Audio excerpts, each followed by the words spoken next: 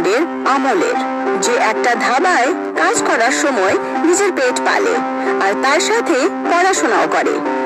আসলে আমলের এই সংসারে আর কেউ নেই। ছোট্টবেলায় তার মা মারা গিয়েছিল আর মদ্যপানে আসক্তির কারণে আত্মহত্যা করেছে তার বাবা। এই কারণে আমল একেবারেই একা পড়ে গেছিল। মা, বাবা, কেমন আছো তোমরা? আমি জানি যে তোমরা দুজন যেখানেই রয়েছো নিশ্চয়ই ভালোই থাকবে। আমার কথা অবশ্যই শুনতে পাচ্ছ তোমরা। এমনিতে তোমাদেরকে একটা খুশির খবর শোনাতে চাই। আজকেই আমার রেজাল্ট বেরিয়েছে আর আমি বেশ ভালোভাবেই পাস করে গেছি। এবার দেরাদুনে হোটেল ম্যানেজমেন্টের কোর্স করব। অনেক পয়সা রোজগার করব আমি। আর রঘু কাকুর কাছে আমাদের যে হোটেলটা বন্ধক রাখা ছিল না, সেটাকে আবার ছাড়িয়ে নেব। আসলে এটাই ছিল আসলের কথা। আমলের অবস্থা সবসময় এরকম ছিল না। ছোটবেলায় বাবার একটা বড় হোটেলের ব্যবসা ছিল, তবে কথায় বলে না, ভালো জিনিসের নজর লেগে যায়। হঠাৎ করেই আমলের মা অসুস্থ হয়ে পড়ে আর তার অবস্থা এতটাই খারাপ হয় যে আমলের বাবাকে সবকিছু বিক্রি করে দিতে হয়। এমনকি উনি নিজের হোটেলও বন্ধক রেখে দিলেন, যাতে এই পয়সা দিয়ে আমলের মায়ের চিকিৎসা করা যায়।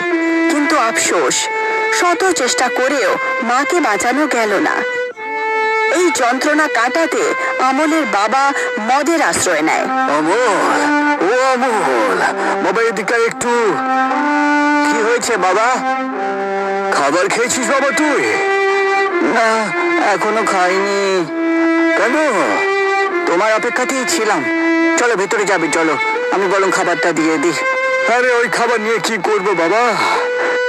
ওই খাবারে তো তোমার মায়ের মতন আর স্বাদ নেই, তাই না? বারবার আমাকে ওর না থাকাটা অনুভব করিয়ে দেয় রে। কিন্তু বাবা, এই জন্য নেশা করা তো ঠিক কথা নয়, তাই না? তুমি যদি নিজেকেই হারিয়ে দাও তাহলে আমার সাথে কি হবে বলো? তা তুই ঠিকই বলেছিস। খুব বড় ভুল করছিলাম আমি। ঠিক আছে, কাল থেকে আমি মদ খাওয়া ছেড়ে দেব। তবে তুই আমাকে একটা কথা দে তো বাবা, যে তুই একদিন আমাদের ওই হোটেলটা রঘুর কাছ থেকে ছাড়িয়ে নিবি অবশ্যই। আমি কথা দিচ্ছি বাবা।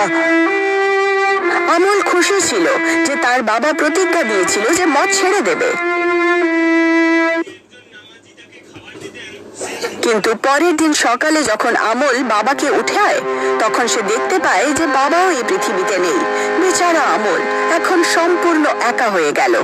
মা বাবা মারা যাওয়ার পরও আমল হাল ছাড়ল না।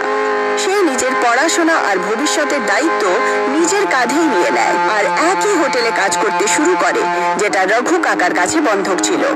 আমল দিন রাত অত্যন্ত সততার সঙ্গে কাজ করলেও বিনিময়ে হাজারো সমস্যার সম্মুখীন হতে হতো তাকে। রঘু কাকা, আপনার সাথে কয়েকটা কথা বলার ছিল আর কি। হ্যাঁ, বল না, কি হয়েছে? বল বল বল। হোটেল ম্যানেজমেন্টের কোর্স করার জন্য আমি ভর্তি হতে চাই, কিন্তু তার জন্য যে ফিসটা দিতে হবে সেটা বেশি। তাই আপনি কি আমাকে একটু পয়সা ধার দিতে পারবেন? আমি খুব শিগগিরই আপনাকে ফিরিয়ে দেব। বেচারা আমল টাকার অভাবে কলেজে ভর্তি হতে পারল না, আর ভীষণ প্রয়োজন ছিল। কিন্তু তা সত্ত্বেও আমলকে সাহায্য করার পরিবর্তে রঘু কাকা তাকে চিৎকার করতে শুরু করে। কি বললি তুই? তোকে পয়সা দেবো আমি? আরে তোর লজ্জা করে না এই ধরনের কথা বলতে? একটা কাজ ঠিক করে করতে পারিস না? আরে অর্ধেক অর্ধেক মাস তো পরীক্ষার নামে তুই ছুটি মারিস এখানে। এত কিছু সহ্য করার পরও তুই বলিস আমি তোকে পয়সা দেবো?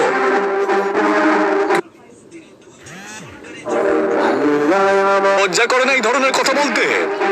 একটা কাজ ঠিক করে করতে পারিস না? আরে অর্ধেক অর্ধেক মাস তো পরীক্ষার নামে তুই ছুটি মারিস এখানে। এত কিছু সহ্য করার পরও তুই বলিস আমি তোকে পয়সা দেবো? কিন্তু রঘু কাকা, ওই পয়সা পড়াশোনার জন্য লাগবে, অন্য কোনো কাজের জন্য তো নয়। ওরে অপদার্থ, তুই আমার মুখে মুখে তর্ক করিস? যা, বেরো এখান থেকে, শিগগির যা। রঘু কাকার কথায় আমল খুব হতাশ হলো। সে কিছুই বুঝতে পারছিল না যে এখন সে কি করবে। কলেজে ভর্তি হতে পারেনি এবং তার স্বপ্ন ভেঙে যায়। আমায় ক্ষমা করে দাও বাবা, আমি কলেজে ভর্তি হতে পারলাম না বাবা। এখন আমি তোমার স্বপ্ন যে কি করে পূরণ করব? আমাকে ক্ষমা করে দাও, ক্ষমা করে দাও বাবা। অন্ধকারে নিমজ্জিত আমল কাঁদতে কাঁদতে ঘুমিয়ে পড়ে। তখনই সে একটা স্বপ্ন দেখে। উজ্জ্বল আলো তার চোখে পড়ে। অমল, বাবা অমল, চোখটা খোল বাবা। কে? আমাকে চিনতে পারছিস না? বাবা তুমি তুমি আবার ফিরে এলে? তুমি আমাকে ছেড়ে যেও না বাবা, আমি ক্লান্ত হয়ে পড়েছি, এই পৃথিবীতে আমার কেউ নেই। এরকম করে বলিস না বাবা, যার এই পৃথিবীতে কেউ নেই তার সঙ্গে ঈশ্বর সবসময় থাকে রে। আর যখন ঈশ্বর নিজে তোমার সঙ্গে রয়েছে তাহলে হার মেনে নিচ্ছ কেন? না, কোনো ঈশ্বর টিশ্বর নেই, যদি থাকতেন তাহলে আমার ভর্তি অবশ্যই হতো। এরকম করে বলে না বাবা, ঈশ্বর যদি একটা রাস্তা বন্ধ করে দেয় তাহলে অন্য একটা রাস্তা অবশ্যই খুলে দেন, কিন্তু তার জন্য তোমাকে তো ধৈর্য ধরতে হবে বাবা। একটা কথা ভালো করে মনে রেখো, সময়ের আগে আর সময়ের পরে কিছু পাই না আমরা। তক্ষুনি আরো একটা আলো আসে আর আমলের বাবা গায়েব হয়ে যায়। আমল ঘাবড়িয়ে ঘুম থেকে উঠে পড়ে, কিন্তু এখন সে রাগে ছিল না, তার চেহারায় একটা চমক ছিল। সে নিজের বাবার কথায় মন দেয় আর এই মুশকিলের মোকাবিলা করবে বলে ভাবে। পরের দিন আমল যথারীতি হোটেলে পৌঁছলো রেডি হয়ে, কিন্তু সেখানে পৌঁছেই সে দেখতে পায় যে হোটেলে খুব ভিড় রয়েছে। সে কিছুই বুঝতে পারছিল না, সবাই কাজ ছেড়ে এভাবে জড়ো হয়েছে কেন। ভেতরে যেই মাত্র সে ভেতরে ঢোকে আর ভেতরে যাওয়া মাত্রই সে চমকে যায়। সে দেখতে পায় যে টিভির বিখ্যাত শেফ আজ সেই হোটেলেই এসেছে যেখানে সে কাজ করত। সে সেখানে নিজের শো এর একটা নির্দিষ্ট অংশের শুটিং করতে এসেছিলেন। দেখুন, আপনারা চুপ করুন, আপনাদের সবারই স্নেহ দেখে আমি খুব অবাক হচ্ছি। এটা জেনে ভালোই লাগছে যে আপনারা সবাই আমাকে এতটা বেশি ভালোবাসেন। এবার কাজের কথায় ফিরে আসি। আসলে আমরা এখানে আমাদের একটা স্পেশাল এপিসোডে শুটিং এর জন্য এসেছি। এই এপিসোডে আমরা ভারতবর্ষের আলাদা আলাদা লোকাল হোটেলে গিয়ে ভিজিট করি আর সেখানকার একটা ডিশ বানানোর টাস্ক দেওয়া হয়। যে সেই টাস্কটাকে সব থেকে ভালোভাবে পূরণ করতে পারে তাকে সে আমাদের সাথে কাজ করার সুযোগ পায়। শেফের কথা শুনে আমল খুব খুশি হয়, তার জন্য এটা একটা খুব ভালো সুযোগ ছিল এগিয়ে যাওয়ার। সে কোনো পরিস্থিতিতে এটা মিস করতে চাইছিল না। শো এর বিশেষ অংশের শুটিং শুরু হয়ে গেছিল আর সমস্ত প্রতিযোগীদের একটা টাস্ক দেওয়া হয়েছিল পিৎজা বানানোর। আমল আর তার সঙ্গীরা সবাই মন দিয়ে পিৎজা বানাতে শুরু করে। আমলও কঠোর পরিশ্রম শুরু করে দেয়। বাহ, এ তো দুর্দান্ত দৃশ্য। যেমনটা আপনারা দেখতে পাচ্ছেন বন্ধুরা, আমাদের সমস্ত প্রতিযোগী পিৎজা তৈরি করতে ব্যস্ত রয়েছেন।